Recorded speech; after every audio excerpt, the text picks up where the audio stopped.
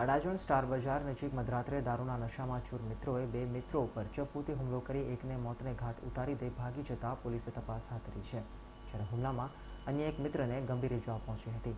તો આ હત્યા પ્રકરણમાં પોલીસે બેની ધરપકડ કરી હતી. અડાજણ પોલીસ સ્ટેશનેથી મળતી માહિતી મુજબ પારસી મહોલ્લામાં રહેતા યતીન ચાંપાનેરી અને જયેશ ચૌહાણ મંગળવારના રોજ સાથી મિત્રો સુંગન, દિવ્યેશ અને સાવન સાથે ભાવેશના ફ્લેટ ઉપર આયોજિત દારૂની મહેફિલ માણવા ગયા હતા, જ્યાં સાવને કોઈક બાબતે જયેશના પૂર્વ મિત્ર કમ જમીન દલાલ જેકોબ રબારીને ગાળો દેતા વાત ઝઘડા સુધી પહોંચી હતી. આ મામલો વધુ ઉગ્ર બનતા યતીન અને જયેશ પાર્ટી છોડી ચાલ્યા ગયા હતા.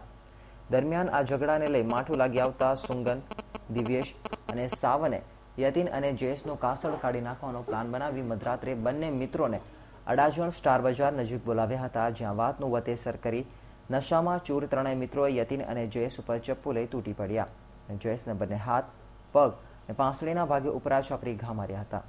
યતીનને પણ પેટના ભાગે 2 ઘા મારી ભાગી ગયા હતા. તો હુમલામાં ઘવાયેલા યતીનને તાત્કાલિક દાખલ કરી સારવાર અપાતા તેની હાલત નાજુક હોવાનું તબીબોએ જણાવ્યું હતું. જોકે હત્યા પ્રકરણમાં પોલીસે દિવ્યેશ અને સાવનની રાત્રે ધરપકડ કરી હતી, જ્યારે સુગરને પોલીસે ફરાર જાહેર કર્યો છે. તો લોહીલુહાણ હાલતમાં પણ યતીને પોતાના સગાભાઈને જાણ કરી હકીકત જણાવતા પરિવાર તાત્કાલિક દોડી આવ્યો હતો.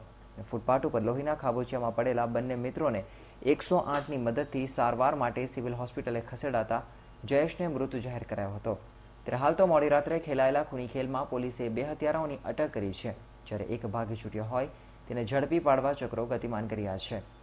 Bureau report, S9 news, Surat.